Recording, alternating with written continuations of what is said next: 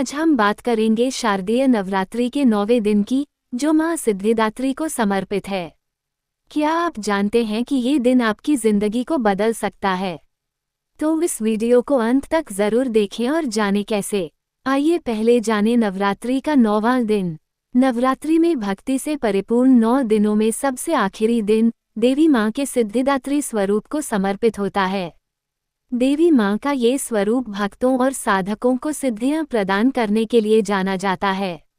आज 9 देवियों की जानकारी की कड़ी में हम इस वीडियो में लेकर आए हैं माता सिद्धिदात्री को समर्पित नवरात्र के 9वें दिन का महत्व, पूजा विधि और इससे जुड़ी संपूर्ण जानकारी।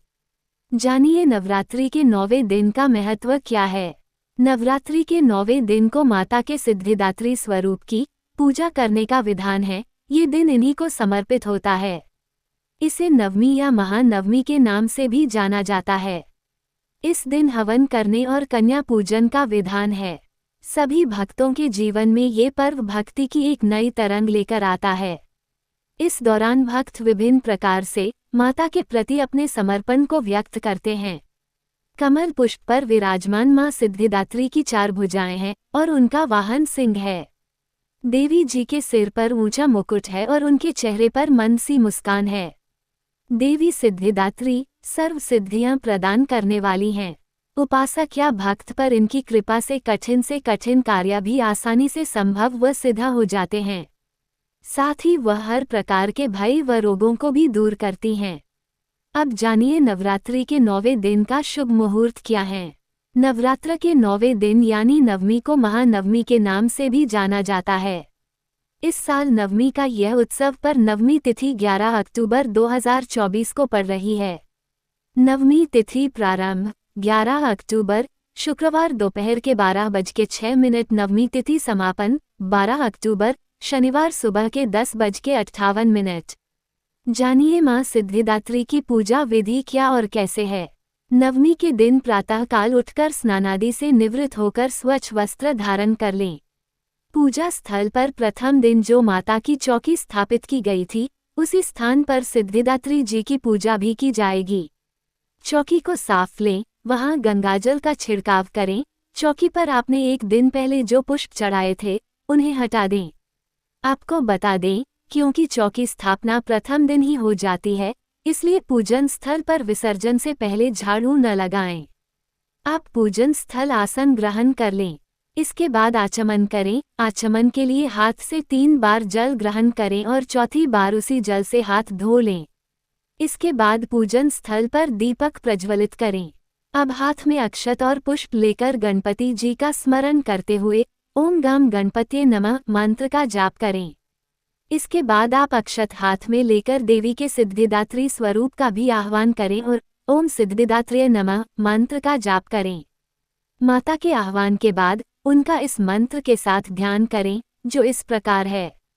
वंदे वांछित मनोरथार्थ चंद्रार्ध कृत शेखराम कमलस्थितां चतुर्भुजा सिद्धिदात्री यशस्विनीं स्वर्णवर्णा निर्वाणचक्र स्थितां नवम दुर्गा त्रिनेत्रां शंख चक्र गदा पद्मधरा सिद्धिदात्री भजेम पटांबर परिधानां मृदु हास्या नानालंकार भूषितां मंजीर हार केयूर किंकिनी रत्नकुंडल मंडितां प्रफुल्ल वंदना पल्लवाधरा कांत कपोला पीन प्योधराम कमनीया लावण्या श्रींकटिल निम्ननाभिनितंबनीम।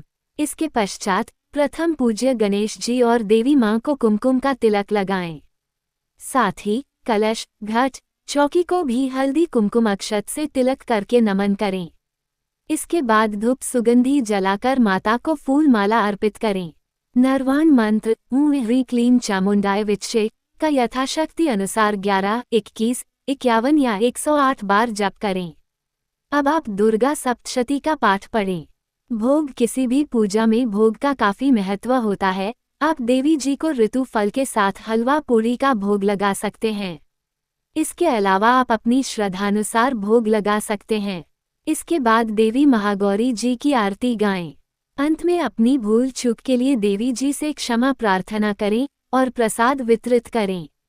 जरूरी बातें। महानवमी पर हवन का महत्व क्या है। हिंदू धर्म के धार्मिक अनुष्ठानों को सफल बनाने के लिए अंतिम चरण में हवन किया जाता है। किसी भी वैदिक पूजा में हवन करना अनिवार्य होता है। हवन द्वारा समापन न किए जाने पर हर पूजा अधूरी मानी जाती है।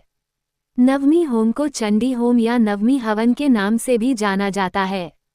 नवरात्रि और दुर्गा पूजा के दौरान हवन या नवमी होम बहुत महत्वपूर्ण अनुष्ठान माना जाता है। शारदीय नवरात्रि के पहले दिन कलश स्थापना और 9 दिनों की पूजा पाठ के बाद अष्टमी या नवमी के दिन हवन करके नवरात्रि पूजा की पूर्ण आहुति दी जाती है। माँ दुर्गा से सुख समृद्धि की कामना की जाती है और बीज मंत्रों द्वारा माँ दुर्गा का आवाहन किया जाता है। हवन करने से आदिशक्ति देवी माँ भगवती प्रसन्न होती है और अपने भक्तों को अच्छा स्वास्थ्य, सुख समृद्धि प्रदान करती है।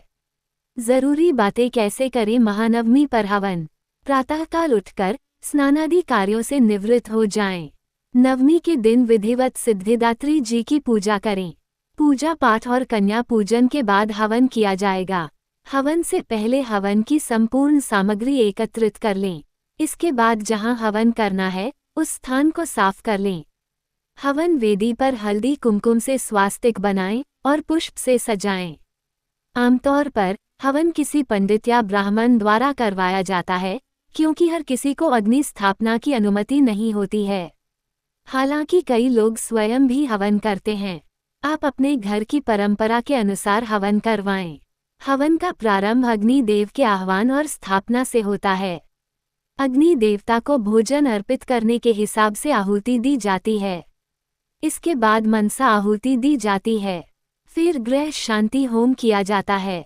प्रधान देवता होम इसके अंतर्गत पहले निर्वाण मंत्र की माला से होम करते हैं, फिर दुर्गा सप्तशती के 13 अध्याय से होम किया जाता है, फिर से निर्वाण मंत्र की एक माला से होम होता है।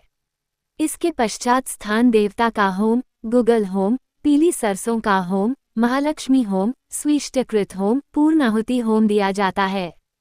फिर वसुधारा दी जाती है और अग्नि विसर्जन के लिए हवन में अक्षत डाले जाते हैं और अग्नि देवता से प्रार्थना की जाती है कि वो अगले शुभ कार्य में दर्शन दें और उसे संपूर्ण करें। अंत में यजमान के मस्तक पर भस्म का तिलक लगाया जाता है। भगवान जी भोग अर्पित किया जाता है, आरती की जाती है, मंत्र पुष्पांजलि अर्पित की जाती है और क्षमायाचना की जाती है। इस प्रकार हवन संपूर्ण हो जाता है। इस बात का ध्यान रखें कि हवन की अग्नि को खंडित नहीं करना चाहिए। हम आशा करते हैं कि आपके हवन शुभ एवं फलदायी हो। अब जानिए माँ सिद्धिदात्री को क्या भोग लगाएं और उनका बीज मंत्र। नवरात्रि के आखिरी दिन माँ दुर्गा के 9वें स्वरूप सिद्धिदात्री की पूजा होती है। इस दिन खासतौर पर माँ को तिल का भोग लगाते हैं। ऐसे में आप तिल के लड्डू भी बना सकते हैं या अनार भी अर्पित कर सकते हैं। ऐसा करने से माँ दुर्गा अनार के दानों की तरह आपकी जिंदगी के अलग अलग पड़ाव को भी एक कवच प्रदान करती हैं। माँ सिद्धिदात्री का बीज मंत्र, ओम देवी सिद्धिदात्र्यै नमः। अब जानिए 2 माँ सिद्धिदात्री की कथा। पहली कथा। एक पौराणिक कथा के अनुसार भगवान शिव ने माँ सिद्धिदात्री की कठोर तपस्या कर 8 सिद्धियों को प्राप्त किया था। साथ ही माँ सिद्धिदात्री की कृपा ने भगवान शिव का आधा शरीर देवी हो गया था और वह अर्धनारीश्वर कहलाए। माँ दुर्गा का यह अत्यंत शक्तिशाली स्वरूप है। शास्त्रों के अनुसार देवी दुर्गा का ये स्वरूप सभी देवी देवताओं के तेज से प्रकट हुआ है। कहते हैं कि दैत्य महिषासुर के अत्याचारों से परेशान होकर सभी देवतागणम भगवान शिव और प्रभु विष्णु के पास गुहार लगाने गए थे। तब वहां मौजूद सभी देवतागण से एक तेज उत्पन्न हुआ। उस तेज से एक दिव्य शक्ति का निर्माण हुआ, जिन्हें माँ सिद्धिदात्री के नाम से जाते हैं। दूसरी कथा। पौराणिक मान्यता के अनुसार माँ सिद्धिदात्री के पास अनिमा, महिमा, गरिमा, लघिमा, प्राप्ति, प्राकाम्य, ईशित्व और वशित्व सिद्धियां हैं। माता रानी अपने भक्तों को सभी 8 सिद्धियों से पूर्ण करती हैं। माँ सिद्धिदात्री को जामुनी या बैंगनी रंग अति प्रिय है।